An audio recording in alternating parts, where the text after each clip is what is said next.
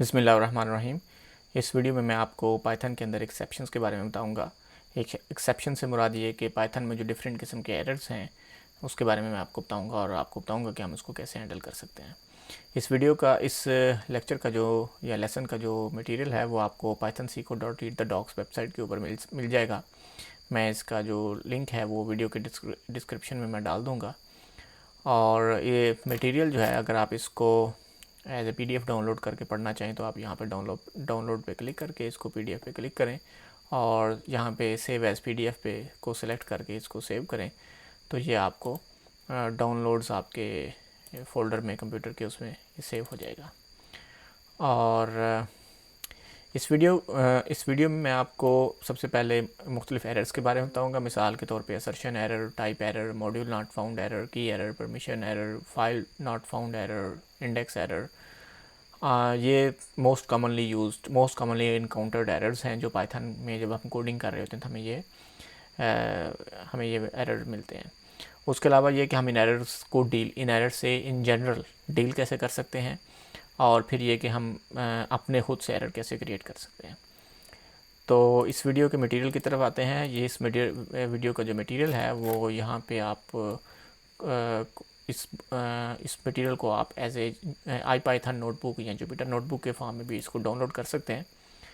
और जब आप इसको डाउनलोड करेंगे तो उसके बाद आपके पास दो ऑप्शन है, या तो आप इसको आप लोकल अपनी मशीन में रन कर लें या ऑनलाइन रन कर लें। तो ऑनलाइन रन करने के लिए भी आपके पास 2-3 ऑप्शन है। मिसाल के तौर पे AWS का स्टूडियो लैब या गूगल का कोलैब या बाइंडर हब या जुपिटर हब। तो मैं इसको कोलैब के ऊपर रन करूँगा। तो कोलैब पे रन करने के लिए colab.research.google.com के ऊपर आप जाएं और वहाँ पे अपलोड के बटन पे क्लिक करके और उसके बाद आप अपनी फ़ाइल चूज़ करें, IPython नोटबुक जो आपने डाउनलोड की है, और इस तरह से आपकी फ़ाइल जो है वो कोलैब के ऊपर अपलोड होकर कोलैब के ऊपर रन होगी। अगर आपके पास इंटरनेट नहीं है तो फिर आपको लोकली इसको अपनी मशीन में रन करना होगा जुपिटर और पाइथन और जुपिटर इंस्टॉल करने के बाद। तो सबसे पहले एक्सेप्शंस क्या होते हैं। एक्सेप्शंस जैसा कि मैंने आपको बताया कि एक्सेप्शंस हम कहते हैं कि पाइथन के अंदर जो मुख्तलिफ़ किस्म के एरर्स आते हैं। फ़र्ज़ किया यहाँ पे मैंने एक वेरिएबल डिफ़ाइन किया a, जिसको मैंने वैल्यू असाइन की 2। इसका मतलब यह है कि a जो है वो इंटीजर है। अब फ़र्ज़ किया मैं अपने कोड में मेक श्योर करना चाहता हूँ कि जो a है, a वेरिएबल जो है इसकी टाइप जो है वो इंटीजर ही हो, इसकी टाइप जो है वो इंटीजर यानी इंट ही हो। तो उसके लिए मैं यहाँ पे आप देखें असर्ट स्टेटमेंट का इस्तेमाल कर रहा हूँ। असर्ट इस इंस्टेंस जो है ये बेसिकली फ़ंक्शन है जो कि हमें बताता है कि किसी भी ऑब्जेक्ट की टाइप क्या है, तो या उसकी वो टाइप है कि नहीं है। तो यहाँ पे ये हमें बता रहा है कि क्या a जो ऑब्जेक्ट है इसकी टाइप इंट है कि नहीं है। अगर इसकी टाइप इंट हुई तो ये ट्रू रिटर्न करेगा, अगर इंट ना हुई तो ये फॉल्स रिटर्न करेगा। और असर्ट जो है इसका मतलब यह है कि हम चाहते हैं कि हमेशा ट्रू ही आए, ठीक है। यानी ये असर्ट का मतलब यह है कि जिसके बाद का जो कमांड है उसका आउटपुट ट्रू ही आए। तो जब मैं इसको रन करूँगा तो अगर ये स्टेटमेंट सक्सेसफुली रन हुई तो इसका आउटपुट कुछ नहीं आएगा, और अगर ये सक्सेसफुली ना रन हुई तो हमें ये असर्शन एरर दे देगा, ठीक है। तो जब मैं इसको रन करूँगा तो आप देखेंगे कि इसका कोई आउटपुट नहीं है, क्योंकि a की जो टाइप है वो इंटीजर ही है और इसी वजह से इसका कोई आउटपुट नहीं आया हमारे पास। और अगर फ़र्ज़ किया मैं ये असर्ट करना चाहूँ कि a की जो टाइप है वो फ्लोट हो, लेकिन एक a जब हमने डिफ़ाइन किया था तो उसकी तो टाइप इंटीजर थी। तो अब अगर हम ये असर्ट करना चाहें कि a की टाइप फ्लोट हो, तो जब मैं इस सेल को रन करूँगा तो आप देखेंगे कि हमारे पास असर्शन एरर आ गया। अब ये असर्शन एरर इस वजह से आया कि यहाँ पे हमने ये जो असर्ट कर रहे थे ये स्टेटमेंट असर्ट नहीं हुई बेसिकली, तो इस वजह से ये एरर आ गए। इस एरर को हम कहते हैं असर्शन एरर। इस वक्त जो एरर है असर्ट एरर, खसूसन ये असर्शन एरर जो है इसने मतलब ये कोई इतना डिस्क्रिप्टिव किस्म का एरर नहीं है, क्योंकि यहाँ में कोई एरर मैसेज नहीं है। हम इस एरर को मोर यूज़फुल बना सकते हैं, मोर डिस्क्रिप्टिव बना सकते हैं कि हम जहाँ पे एरर इसके बाद यहाँ पे ये इस स्टेटमेंट के बाद हम यहाँ पे कोई मैसेज लिखते हैं कि जो मैसेज प्रिंट हो। जैसे कि यहाँ पे हम कर रहे हैं कि इस असर्शन स्टेटमेंट के बाद हम यहाँ पे कोमा लगा के उसके बाद f स्ट्रिंग की मदद से हम एरर मैसेज प्रिंट आउट कर रहे हैं कि अगर, और ये स्टेटमेंट कब रन होगी, ये स्ट्रिंग जो है ये कब प्रिंट आउट होगा कि जब ये असर्शन जो है ये फेल हो जाएगी, ठीक है। आप देखेंगे जब मैं इसको रन करूँगा तो उसने मुझे क्या कहा कि a इज़, यानी यहाँ पे जो चीज़ प्रिंट हुई असर्शन एरर के बाद वो यही चीज़ प्रिंट हुई। तो ये एक तरह से हमारे एरर मैसेज के तौर पे हमारा इस्तेमाल हो सकता है। उसके बाद टाइप एरर है। टाइप एरर तब आता है कि जब हम कोई ऐसा फंक्शन, कोई ऐसा ऑपरेशन परफॉर्म करना चाहें कि उस ऑपरेशन में मौजूद में जो ऑब्जेक्ट्स इन्वॉल्व हैं उनमें से किसी एक ऑब्जेक्ट की ऐसी टाइप है कि जो उस ऑपरेशन के लिए साजगार नहीं है, सूदमंद नहीं है। मिसाल के तौर पे अगर यहाँ पे मैंने A4 जो कि एक इंटीजर है और उसमें मैं ऐड करना चाहूँ एक स्ट्रिंग, ये जो है आप देखेंगे यहाँ पे स्ट्रिंग है, तो स्ट्रिंग में हम कोई इंटीजर ऐड नहीं कर सकते। तो जब मैं इस सेल को रन करूँगा तो आप देखेंगे हमें टाइप एरर हमारे पास आ जाएगा। और उसी तरह एक और एरर है module not found error. Module not found error तब आता है कि जब हम कोई ऐसा मॉड्यूल इंपोर्ट करें, जैसा कि हमने पहले कभी OS इंपोर्ट किया, कभी सिस इंपोर्ट किया, इस तरह मुख्तलिफ मॉड्यूल्स, या पिकल मॉड्यूल हमने लास्ट लेसन में इंपोर्ट किया था और जेसन भी इंपोर्ट किया था। तो अगर कोई ऐसा मॉड्यूल इंपोर्ट कर रहे हैं हम, या लाइब्रेरी इंपोर्ट कर रहे हैं जो कि इंस्टॉल नहीं है, तो तब हमारे पास जो ये एरर है ये तब आता है। अब इस केस में आप देखें कि हम A फॉर वाटर एक मॉड्यूल है जो इस वक्त इंस्टॉल नहीं है, तो जब हम उसको इंपोर्ट करेंगे तो आप देखें कि हमारे पास एरर जो है वो क्या आया है, module not found error, no module named A for water. तो ये A फॉर वाटर जो है वो इंस्टॉल नहीं है, तो इसलिए हमारे पास ये एरर आ गया।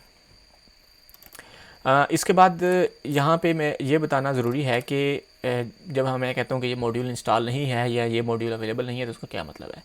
इसका मतलब ये है कि जब भी हम कहते हैं इंपोर्ट X, इंपोर्ट Y और इंपोर्ट पिकल और इंपोर्ट, इस केस में इंपोर्ट A फॉर वाटर, तो होता क्या है, होता ये है कि पाइथन जो है वो कुछ लिस्ट ऑफ डायरेक्टरीज़ हैं जिसके अंदर पाइथन सर्च करता है उस मॉड्यूल को। यानी इस केस में A फॉर वाटर को पाइथन जो है वो एक लिस्ट ऑफ डायरेक्टरीज़ में, लिस्ट ऑफ फोल्डर्स में सर्च करेगा।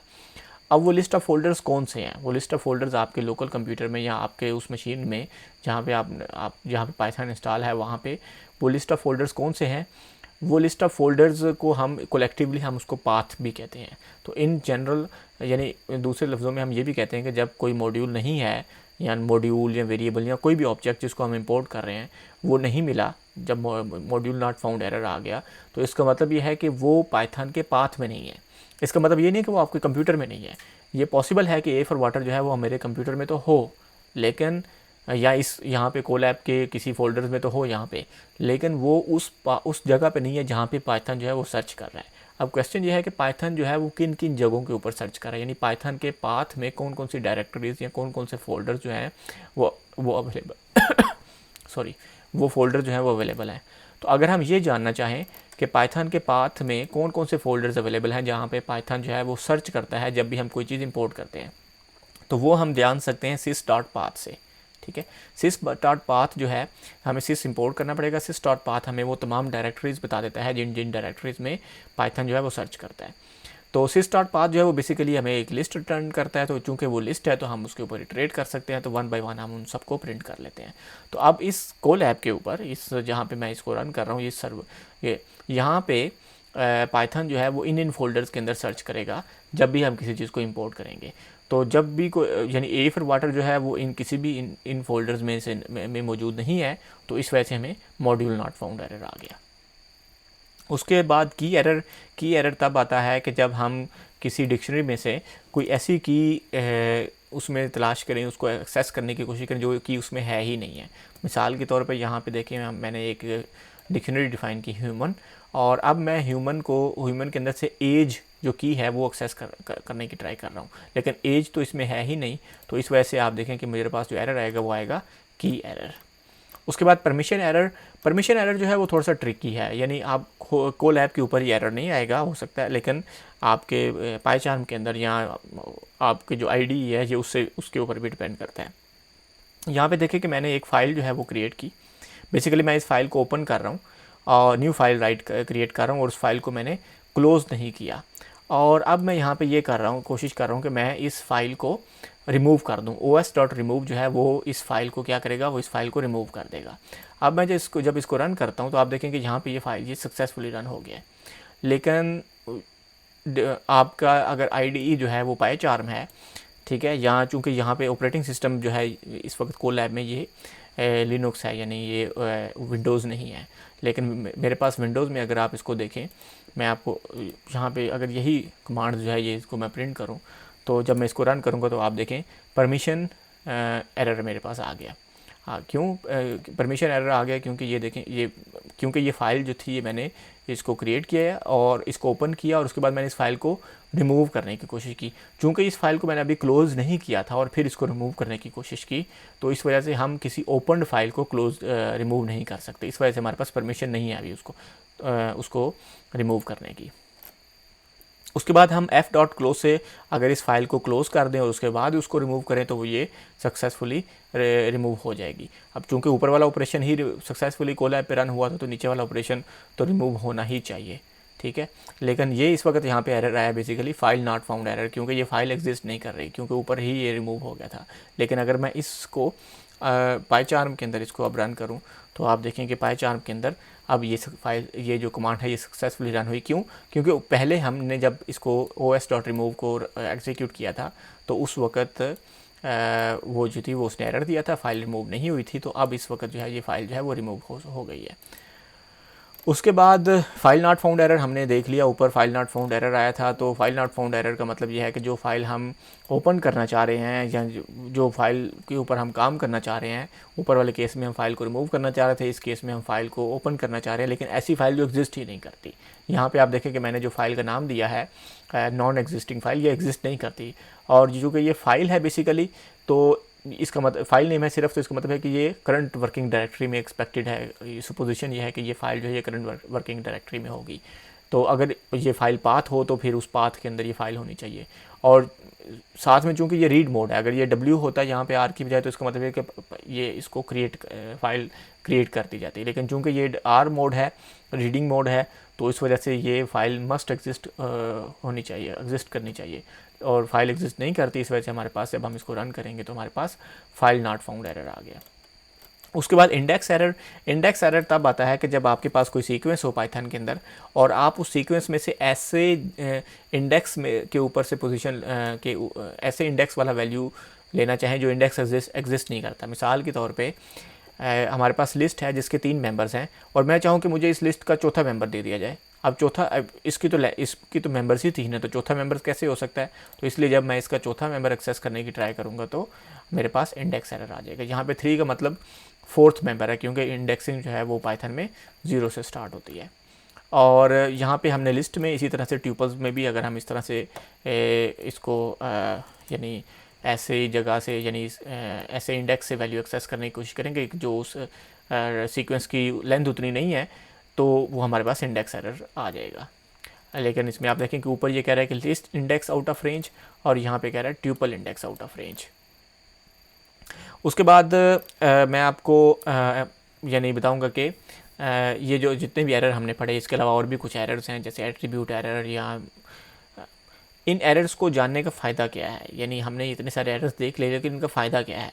इनका फ़ायदा ये होता है कि हम इन एरर्स को एंटिसिपेट करते हैं अपने कोड में।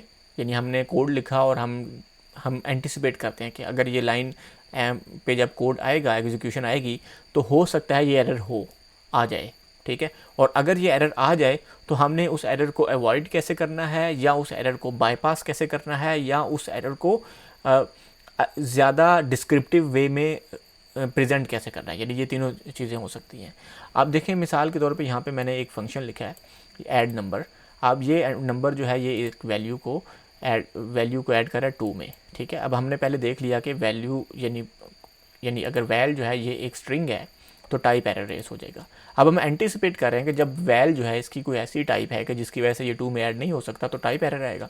तो हम ये कह रहे हैं कि अगर टाइप एरर आ जाए तो ये स्ट्रिंग प्रिंट हो और उसके बाद उस वैल को इंट में कन्वर्ट करके उसको 2 में ऐड किया जाए और वो वैल्यू रिटर्न कर दी जाए जो भी वो ऐड करने के बाद आए। अब यहाँ पे देखें जब मैं इसको रन करूँगा तो पहले केस में तो चूंकि ये इंटीजर था तो हमारे पास एरर तो रेज नहीं हुआ, इसी वजह से उसने वो 4 रिटर्न कर दिया।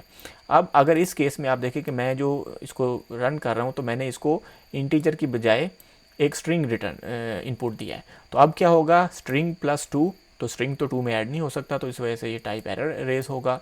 तो चूंकि टाइप एरर रेज हुआ तो मैंने यहाँ पे उस एरर को यानी एक तरह से बाईपास किया है। बाईपास करके मैंने उसको अवॉइड किया, यानी मैंने उसको वैल जो कि स्ट्रिंग थी मैंने उसको इंटीजर में कन्वर्ट किया और इंटीजर फिर 2 + 2 4 उसने हमें रिटर्न कर दिया। और ये जो स्टेटमेंट है स्ट्रिंग जो है ये उसने जहाँ पे प्रिंट कर दिया, जिसका मतलब ये था कि हमारे पास टाइप एरर आया था, लेकिन हमने उसको रेज नहीं किया, उसको अवॉइड किया है। उसके अलावा बाज़ औक़ात इस तरह से होता है कि यहाँ पे तो हमने सिर्फ देखा कि अगर टाइप एरर आ जाए तो ये हो, लेकिन बाज़ औक़ात हो सकता है कि टाइप एरर भी आए और उसके साथ साथ कोई और एरर भी आ जाए। तो अगर कोई और एरर आ जाए तो फिर वो एरर तो रेज हो जाएगा।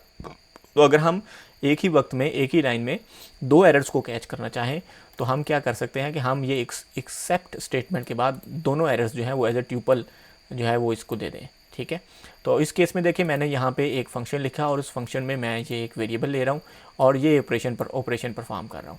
अब फ़र्ज़ किया मैं कहता हूँ कि चाहे वैल्यू एरर की वजह से या इंडेक्स एरर की वजह से अगर ये जो स्टेटमेंट है, ये जो कमांड है ये एग्जीक्यूट ना हो तो दोबारा से मैं एरर ही रेज़ कर रहा हूँ लेकिन with a different error message.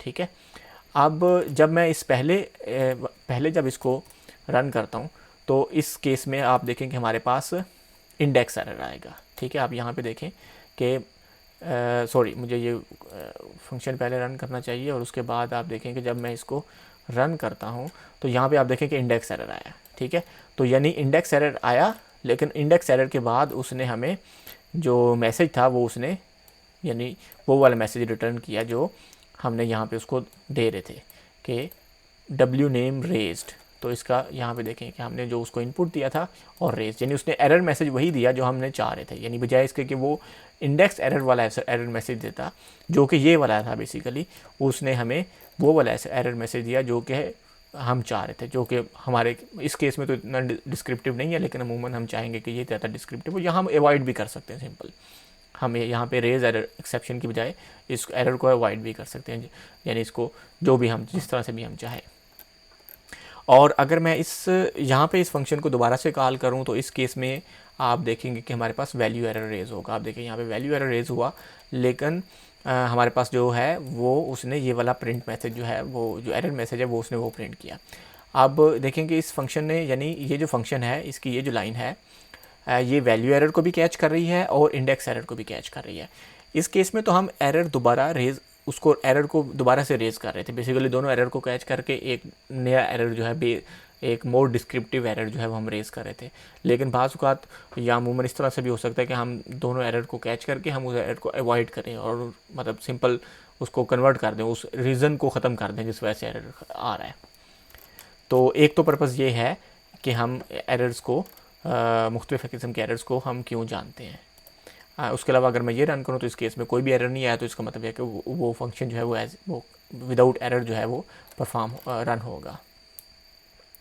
उसके अलावा जैसे मैंने आपको बताया कि बाज़ औक़ात हम यानी एरर हैंडलिंग जो है या एक्सेप्शन हैंडलिंग जो है उसको इस्तेमाल करते हैं बेटर एरर मैसेज के लिए, जैसे कि ऊपर हमने किया था कि हमने यहाँ पे जब हम इंपोर्ट ए फॉर वाटर करेंगे तो हमारे पास क्या एरर आएगा, मॉड्यूल नॉट फाउंड एरर।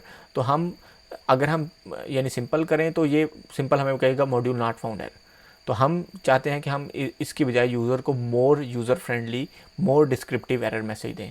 तो आप देखें कि जब मैं इसको रन करूँगा तो वो हमें जो एरर मैसेज दे रहा है वो हमें ये वाला एरर मैसेज दे रहा है जो कि हमारे ख्याल से ज़्यादा डिस्क्रिप्टिव है। ठीक है, कि जो हम उसको यूज़र को कह रहे हैं कि आपको पिप इंस्टॉल के ज़रिए ए फॉर वाटर इंस्टॉल करना चाहिए। तो आप ये देखें यहाँ पे कि उसने वही एरर मैसेज दिया which is more descriptive as compare to original module not found error. ठीक है, यहाँ पे जो ओरिजिनल एरर था वो ये था मॉड्यूल नॉट फाउंड एरर, लेकिन उसने हमें जो एंड पे उसने ये वाला एरर मैसेज दिया विच इज़ मोर डिस्क्रिप्टिव। उसके बाद मैं आपको कस्टम एरर्स के बारे में बताऊंगा कि कस्टम एरर्स बाज़ औक़ात हम अपने एरर भी खुद से अपने एरर भी क्रिएट करते हैं। अपने एरर क्रिएट करने की हमें क्यों ज़रूरत पड़ जाती है? बाज़ औक़ात इस तरह से होता है कि जो पाइथन के नेटिव एरर्स हैं उनमें से कोई भी हमारी ज़रूरत के मुताबिक नहीं होता। हम चाहते हैं यानी हम जो फंक्शन परफॉर्म करना चाहते हैं या हमें जो वैल्यू मिल रही है किसी एक जगह पे, वो एक ऐसी मतलब मिसाल के तौर पे हम चाहते हैं कि एक वेरिएबल है उसकी वैल्यू 256 से ज़्यादा ना हो। ठीक है, उसकी वैल्यू जो है वो 256 से ज़्यादा ना हो, तो हम बजाय इसके कि हम वैल्यू एरर या की एरर या इंडेक्स एरर कोई इस तरह का एरर, मतलब इंडेक्स एरर का मीनिंग तो वो नहीं है जो हम यहाँ पे चाह रहे हैं, तो हम चाह रहे हैं कि ऐसा एरर मैसेज रेज किया जाए कि जो इस इस यानी ये जो एरर है इसको ज़्यादा अच्छे तरीके से एक्सप्लेन करें। तो हम यहाँ पे अपना एक एरर मैसेज, अपना एक एरर जो है टाइप जो है वो डिफ़ाइन कर रहे हैं, जिसका एरर का नाम है इलीगल वैल्यू। और जितने भी हम एरर जो है वो इरेज करेंगे या क्रिएट करेंगे पाइथन के अंदर, वो सब के सब जो है वो इस एक्सेप्शन क्लास से वो इनहेरिट करने चाहिए। और यहाँ पे देखें, हमने जब यहाँ पे हमने इस एरर को क्रिएट किया, हमने वैल्यू को सेट किया 1000, और अब हम इस एरर को रेज़ कर रहे हैं कि अगर वैल्यू जो है वो ग्रेटर दैन 256 हो तो ये एरर जो है ये रेस हो जाए। तो आप देखेंगे जब मैं इसको रन करता हूँ तो इसने ये जो एरर मैसेज था हमारा, इस एरर को इसने रेस किया, और ये एरर मैसेज जो था इसने इसको प्रिंट कर यहाँ पर हमें शो कर दिया। तो बेसिकली हम जो भी अपना एरर जो है वो क्रिएट करते हैं पाइथन के अंदर, दो चीज़ें हैं। एक तो ये कि उस एरर को एक्सेप्शन क्लास से इनहेरिट करना चाहिए, और दूसरी ये कि उस एरर का जो ये str मेथड है, ये मेथड जो है वो उसका जो एरर मैसेज है उसको रिटर्न करेगा वो। तो यहाँ पे आप देखें कि str मैसेज ने मेथड ने ये वाले जो स्ट्रिंग है ये रिटर्न किया था। तो हमने इस एरर को रेज़ किया, जब ये एरर रेज़ हुआ तो उस वक्त भी उसने वही एरर मैसेज रेज़ किया। उम्मीद है आपको इस वीडियो में पाइथन के अंदर मुख्तलिफ़ किस्म के जो एरर्स हैं आपको पता चला होगा कि वो क्या होते हैं और वो क्यों होते हैं, और उनको हम किस तरह से अवॉइड कर सकते हैं या बाईपास कर सकते हैं, और हम अपने एरर मैसेज जो है कस्टम भी वो किस तरह से क्रिएट कर सकते हैं। बहुत शुक्रिया।